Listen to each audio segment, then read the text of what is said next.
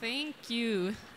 So, a warm welcome to you, Sheila Watt-Cloutier, international advocate on climate change and human rights, and writer of this truly inspiring book that I have here in front of me, and among other things that you have done. Wonderful to have you with us here today. My name is Tinde Carlbrand. I work for Church of Sweden's International Department, working mostly on campaigning and mobilization, mainly with and for young people, and over the last years with a strong focus on climate change. And climate change and the challenges is what I'm trying to say. Facing the younger generation today is what I thought we would focus a little bit on here today. So Sheila, you were born in Nunavik in the Arctic. Indeed. Yeah, and in an Inuit community. And between that day you were born and today, a lot has happened. A lot has happened in your life. Indeed. And in your community as well. You have somewhere described it as going from ice age to space age within a generation. That's right. That's right. Can you tell us a little bit about the community you're from? Yes. Yeah. Well, I was born in a small community named Kujwak, which means big river. In the northern part in Canada. I was traveling only by dog team the first 10 years of my life. I didn't know any English until I started school at the age of 6 and lived a very small, close-knit community, family, where we traveled on the ice in the winter and, of course, by canoe in the summertime, hunting, fishing, and gathering. And that's the humble beginnings that I'm coming from. Yeah. Yeah. And today you are a very important advocate in the international discussions on climate change. And before that, you worked on what became the UN Stockholm Convention on persistent organic pollutants. That's right. That was an issue affecting the Arctic very strongly, as well as your community. And you also worked on educational system, improving the educational system. You have a long CV behind you.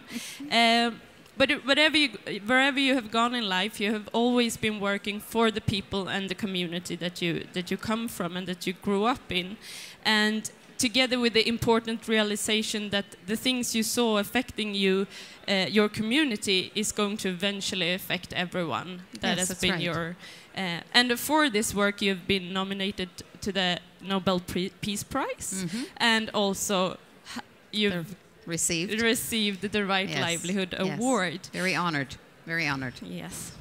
And since we're going to talk about the youth perspective a little bit today, I was wondering, what was it in your childhood and in your youth that gave you the tools to be able to do all the things that you have done in your life? Yes. Well, you know, the hunting culture of our people, Inuit hunting culture, is one that, of course, gives you the tools to be able to become a very proficient provider and a natural conservationist, in fact. And for the women, of course, to become very proficient in providing for the best of clothing that keeps you warm for your family. But it also teaches you a lot about yourself and the character building and life skills that you receive on that ice and in that environment are skills that are absolutely necessary, yes, to survive and thrive in that cold, but they're also skills that you carry with you, no matter where you go afterwards. By that I mean the character skills of patience, of endurance, to be courageous, to be persistent, to develop your sound judgment in all that you do and to become wise as a person. That's what that ice and the nature teaches you about yourself. And it's those skills that you carry no matter where you go, to be bold under pressure, to withstand stressful situations, and to take the courage to do things in life. The foundation I received as a child is that foundation that I speak of, the building of that character, not just to be able to, you know, respect the environment that gives so much to you back, you know, for food, for teaching, for peace, for all of those things. But that's the foundation from my culture that I was given that I can bring to the work that I do now globally as I reach out to the rest of the world. Very much so.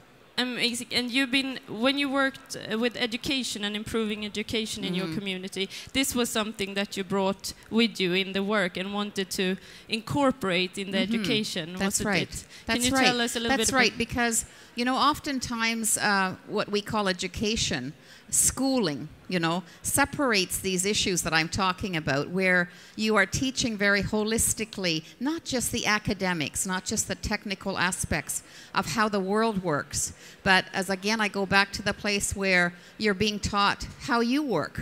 And those two have to come together properly in order to feel like you are being holistically taught about how to prepare for the challenges and the opportunities of life, so you can make the right choices for yourself and those that are around you.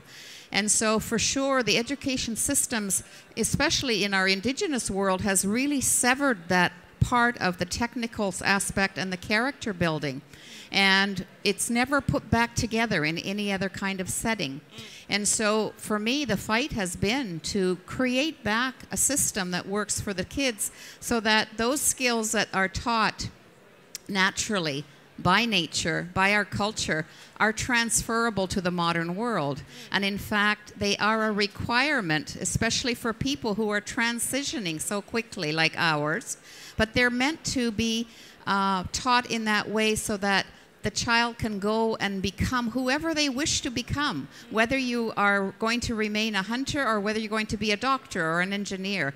The way in which you carry those skills both together is who you become, and you can contribute and not to fall apart so much when there's all kinds of things happening in your life around you.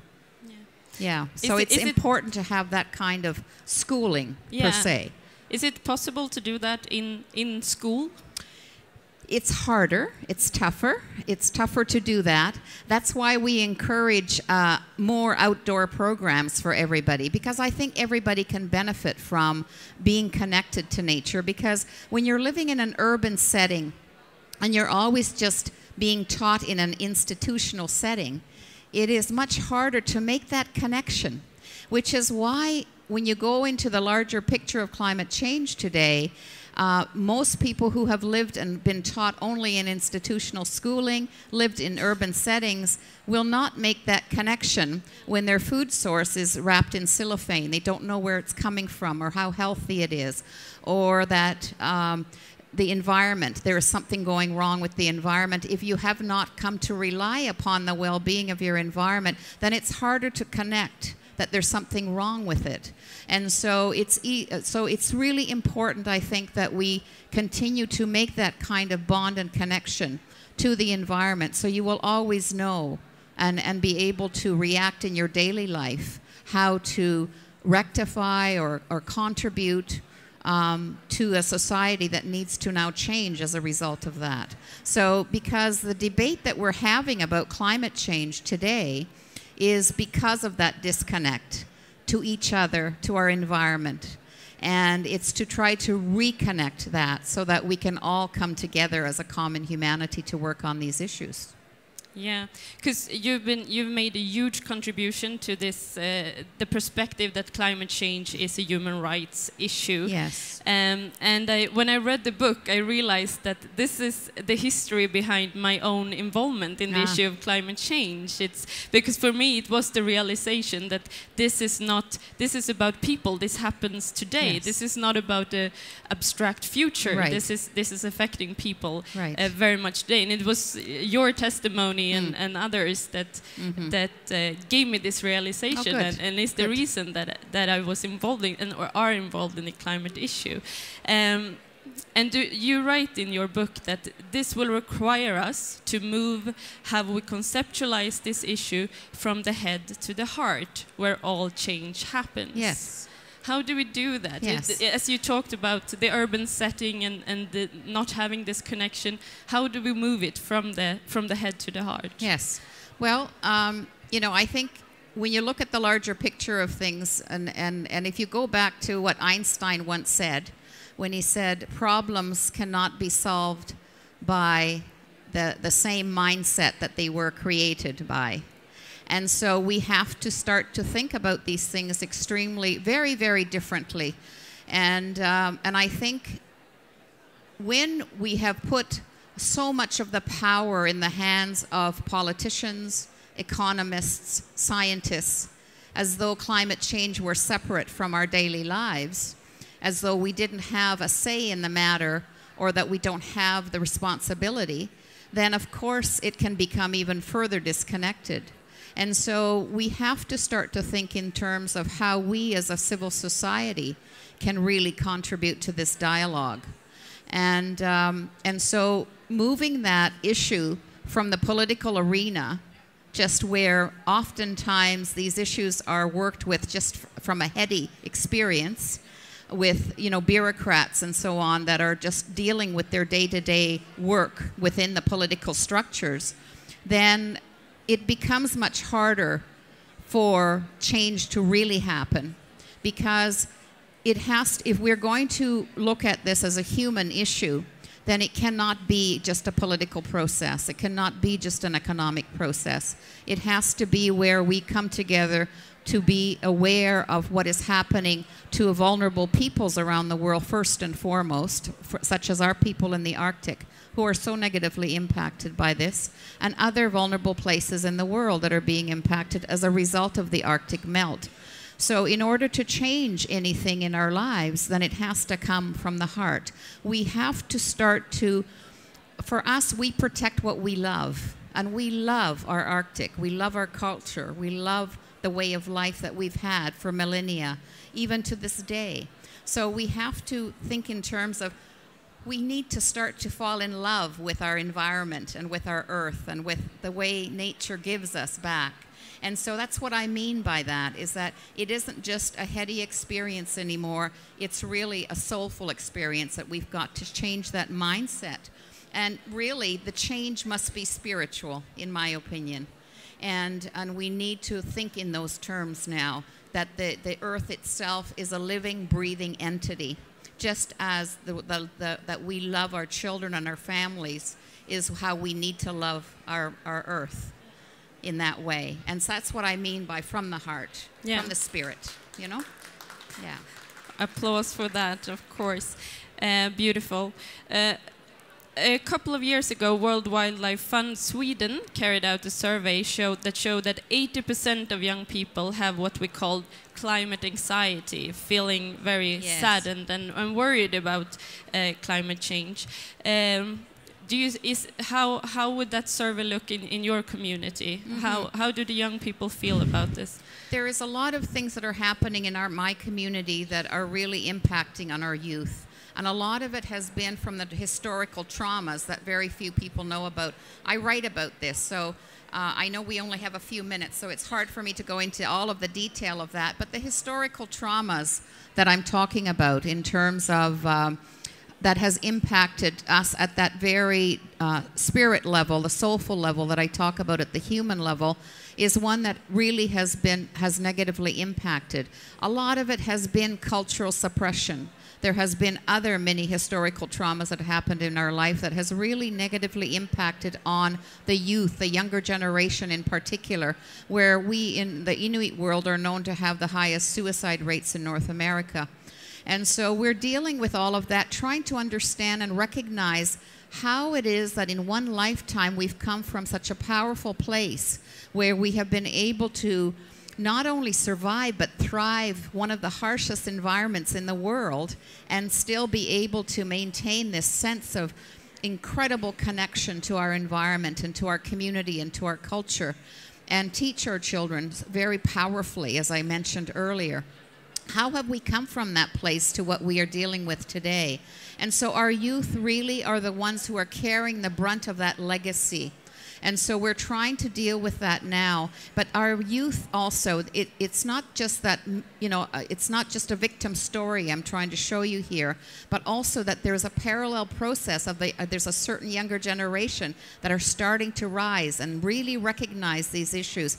And they're coming out really like with filmmaking and jewelry making and performing arts and just remarkable things that build back up the spirit of people, and they are much to be proud of in that sense. And so there is that kind of awareness and youth movement that's happening now in our communities that is going to lead the way. And I've noticed in all of the work that I do around the world that not only are our youth starting to rise and really take hold of their future on many, many levels, but the youth of the world are starting to really take hold. And that's the hope I have. That's the hope I have. Because the indications are there that your generation is well ahead of mine in terms of being very strong, environmentally aware of what's going on. So you have a positive image of the future. I do. Because you mentioned in a seminar you participated in yesterday, you talked about the me perspective versus the we perspective. Yes. Do you want to, as part of moving forward? Yes, as I said earlier, you know, we have political leaders today around the world in some of the larger countries, and I can speak for my own country of Canada, where we now have a very strong Prime Minister. He's young, he's vibrant, he wants to do the right thing. But, you know, there are limitations, again, in the political arena. And I mean, the same happened in the United States. You know, Obama had the right intentions, but paralyzed by, you know, whether it's a Republican movement that is constantly saying, me, you know, rather than we. And the same happens in Canada, where we have a young Prime Minister who wants to do the right thing. But what happens is that the provinces have their own agenda on the economics for Canada. And so it continues to be this dialogue between me, when we should be, again, talking about, it isn't just about me or I, it's about we now. And we've got to come together in those terms. And again, it's the change in mindset. And what I have been saying more recently is the issue of the human trauma that has happened to many of us in the Arctic and many other places in the world now as a result of climate change is mirroring the climate trauma that we're going through. All of it is about trauma. And we have to start to think in those terms, because just as the child who has grown in trauma is behaving in unpredictable ways, so too is our planet as a result of that trauma that we're inflicting onto it. And so we can't disconnect these issues anymore. It's really important that we see this in that more holistic picture of how we deal with issues, and that has to come, again, from the heart, from the soul, and we have to move ahead on these issues in that way. I agree. You explain in the book that your driving force has been the future of the younger generation, and especially the future of your grandson.